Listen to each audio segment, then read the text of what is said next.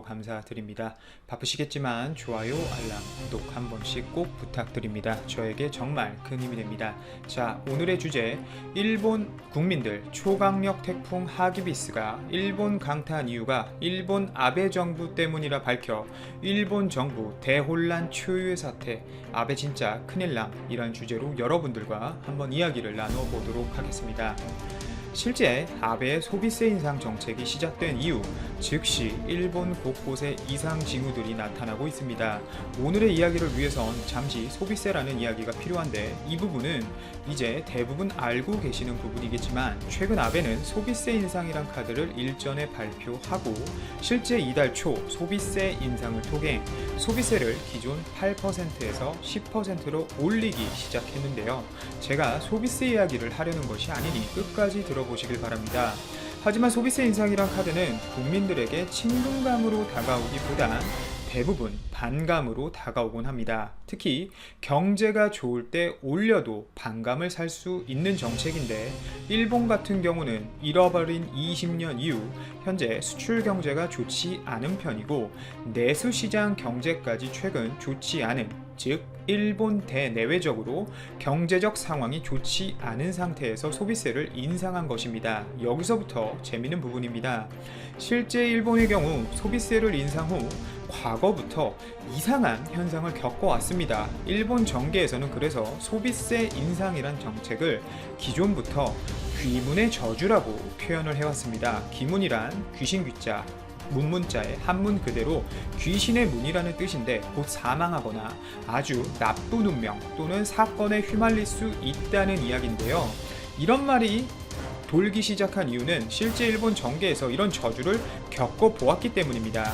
소비세를 인상한 정권은 하나같이 이상징후를 겪어왔는데, 소비세를 처음 3%로 도입한 첫 정권은 참여연 선거에서 패했으며, 또 소비세를 3%에서 5%로 인상한 내각 또한 그 즉시 외환위기와 금융위기라는 폭탄을 맞았습니다. 그리고 또 그 즉시 참여연 선거에서 아주 참패했죠. 특히 또 재미있는 점은 이 모든 참패가 바로 자민당과 연결되어 있다는 점이 굉장히 특이합니다. 그런데 아베가 소비세 인상을 8%에서 10%로 끌어올리자마자 자연재해까지 오는 특이점이 발생합니다. 실제 네티즌들이 아베 때문이 아니냐며 격분하고 있는데요. 바로 지금 아주 큰 이슈가 되고 있는 역대급 초강력 태풍이라고 불리는 하기비스라는 태풍 때문입니다. 실제 이 태풍은 일본에서 1958년 기록적인 태풍이라고 일컬어지는 가노가와 태풍과 그 규모가 비슷한 상황입니다. 1958년 당시 과거 태풍으로 일본 국민 약 1200명이 희생될 정도로 참담한 아픔을 경험했었거든요. 하기비스는 오늘 저녁 일본 전역을 강타할 예정입니다. 현재 이 하기비스 때문에 일본 열도는 굉장히 긴장을 한 상태인데요. 특히 일본 기상청의 경우 5단계의 태풍 경보 체계를 운영 중인데, 오늘 일본을 강타하는 이 태풍 하기비스로 인해 사실상 이미 재해가 발생하게 될 가능성이 극히 높은 상황이기에 최고 경보 수준인 특별 경보를 일본 국민들에게 현재 전파한 상황입니다. 실제 465만 명에게 피난 권고까지 내린 상황인데요.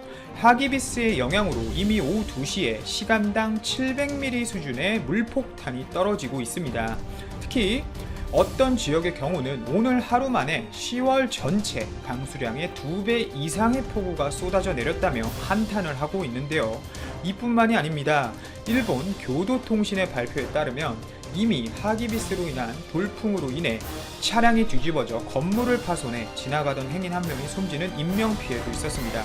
현재 일본의 경우 하기비스로 인해 엄청난 피해를 또 보고 있는데요. 현재 태풍 하기비스로 인해 공장 가동까지 중지된 상태입니다. 단적인 예로 NHK 방송의 발표에 의하면 일본 도요타 자동차는 전국 3개 공장에 대해서 공장을 중단하고 피난 명령을 내린 상태이고, 혼다 자동차 또한 5개 공장에 대해서 가동 중단 및 피난 명령을 내린 것으로 알려졌습니다. 또한 사포로라는 주류 전문 제조사 또한 전국의 4개 공장에 대해서 가동 중단 및 피난 명령을 내렸는데요. 현재 이뿐만이 아닙니다.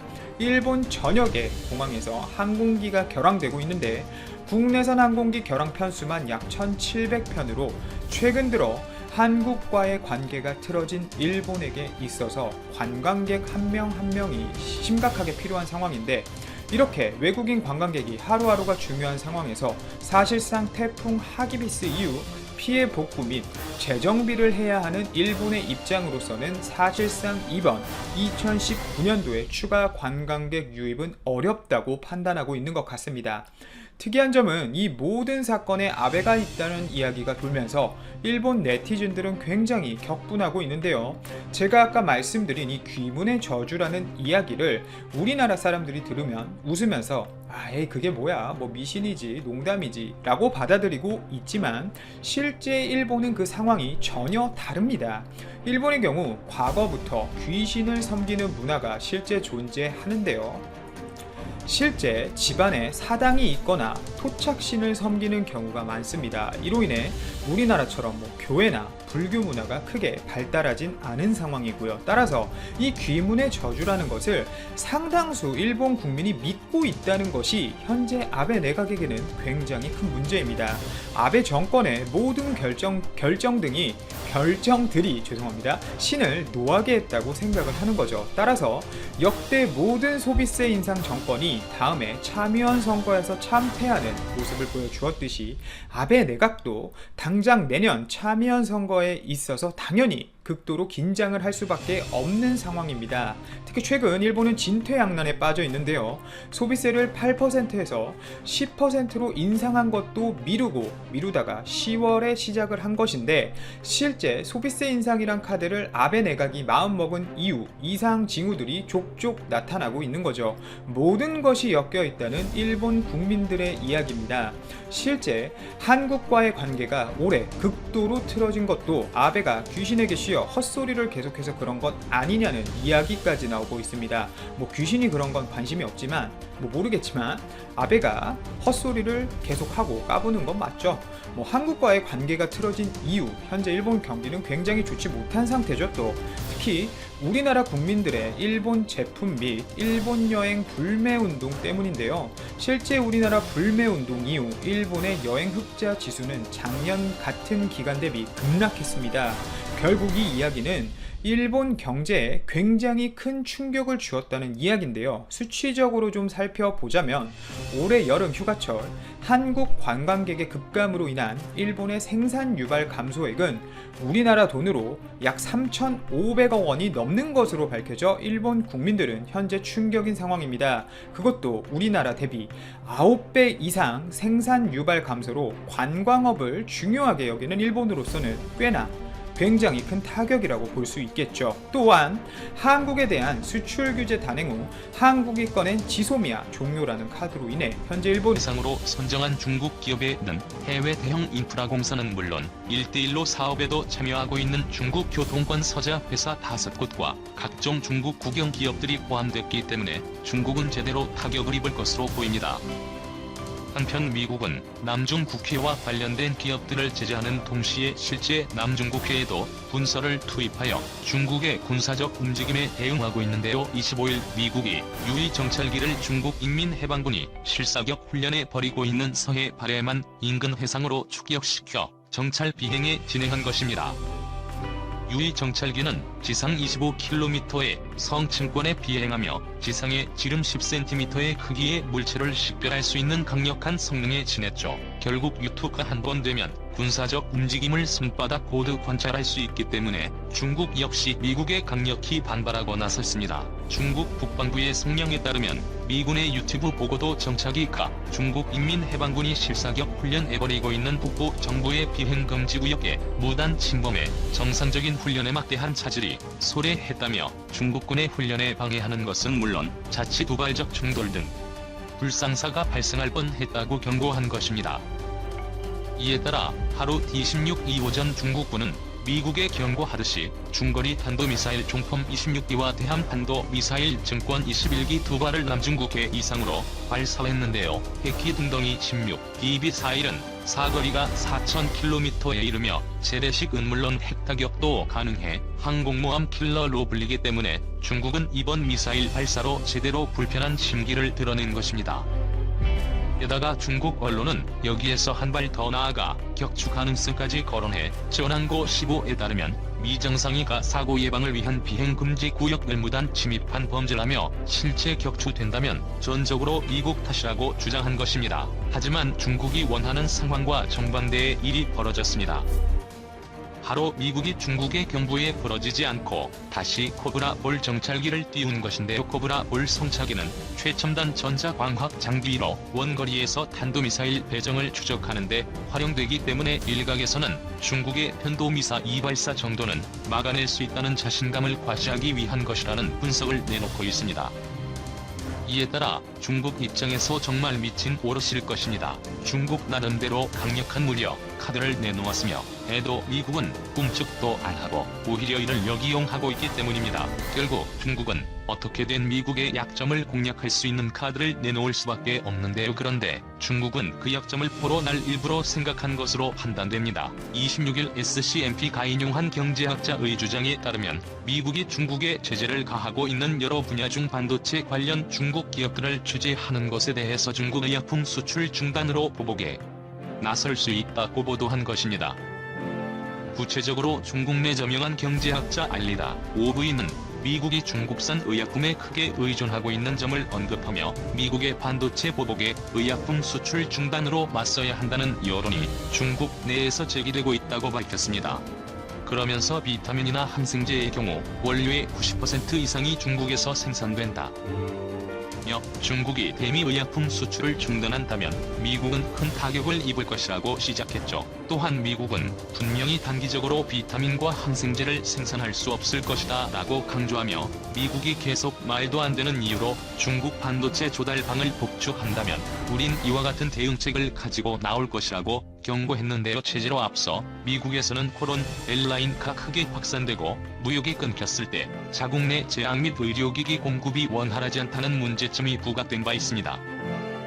이에 대해 전문가 대도 미국이 중국산 의약품의 말이 위선했기 때문이라고 분석해 조 따라서 이러한 중국의 모습을 볼 때 자신들이 의약품 강국으로 판단하고 있는 것으로 보입니다. 그리고 그 판단이 단순 의약품을 넘어 호로 날고 백신으로까지 향하고 있는데요. 미국이 동맹국들을 반중 전선에 함께 참여하도록 만드는 것과 마찬가지로 중국은 코로나19 백신을 이용하여 많은 국가들에게 자신의 편에 서라고 요구하고 있는 것입니다.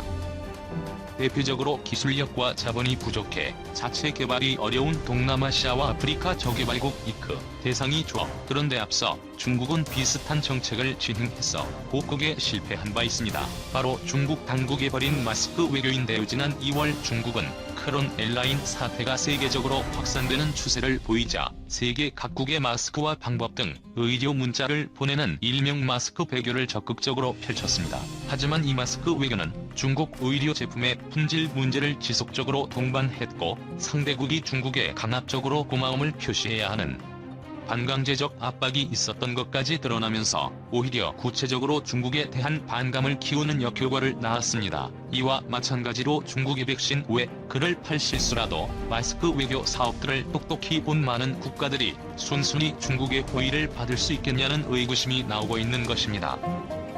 그런 알고 사태 책임론부터 시작하여 홍콩 국가보안법과 무역 합의 등 미중 간 갈등 분야는 과거와 비교할 수 없을 정도로 많아졌죠. 그 중에서도 중국 당국의 코로나19 은폐와 미흡으로 인해 사태를 키운 것에 따른 실제적 보상을 요구하는 소송은 계속해서 진행되고 있는 상황인데요. 지난 4월 기준으로 중국을 상대로 한 손해배상 규모는 무려 3경이 천조 원이었으며 4개월이 지난 현재 시점에 그 규모는 더 커졌을 가능성이 높습니다. 지금까지 미국과 중국의 관계는 개선될 여지가 보이지 않고 끊임없이 과일로를 걸어왔습니다. 실제로 앞서 중국 당국은 호로 날리고 관련 소송이나 배상 요구를 수용하지 않겠다고 밝힌 바 있죠. 중국 당국의 발표하는 코로나19 사태 방지에 중국 행동 백서에 따르면 코로나19는 최근 100년간 인류가 당한 가장 큰 범위의 유인경이라며 중국 공산당과 정부의 주도 아래 신속한 행동이 이루어졌고 특히 시 주석이 직접 지휘에 나서 상황을 통솔했다면서 중국이 상황을 개선하는 초석이 됐다고 평가한 것입니다. 따라서 중국의 GDP는 1경 6천조 원 기보이기 때문에 중국이 소송에서 패배한다면 3년 7주 DP 자체가 날아가 버리는 것이므로 중국은 필사적으로 소송 자체를 막으려 할 것입니다. 그러면서 백서에 있는 중국을 향한 소송전에 겨냥한 듯이 중국은 공개적이고 충영하며 책임 있는 태도로 크론 알리고 관련 정보를 제공하고 앙제 경험을 공유했다면서 중국은 국제사회 인도적 지원을 아끼지 않고 있다. 고 역설했습니다. 이게 말이 되는 주장인가요? 이러한 중국의 입장은 절대 면가 그대로 받아들이면 안 되는 주장입니다. 여태 최대 규모의 소송전 자체를 무마하기 위한 연막 전술이라고 봐야 하는 것이 더 올바른 분석이죠. 한편 중국 이렇게 나오자 세계에서 가장 심각한 피해 규모를 기록한 미국 입장에서 중국에 분노할 수밖에 없습니다. 체제로 이번 1월 1차 무역 합의 이후 미중 간 관계 개선에 나설 것처럼 보였던 미국은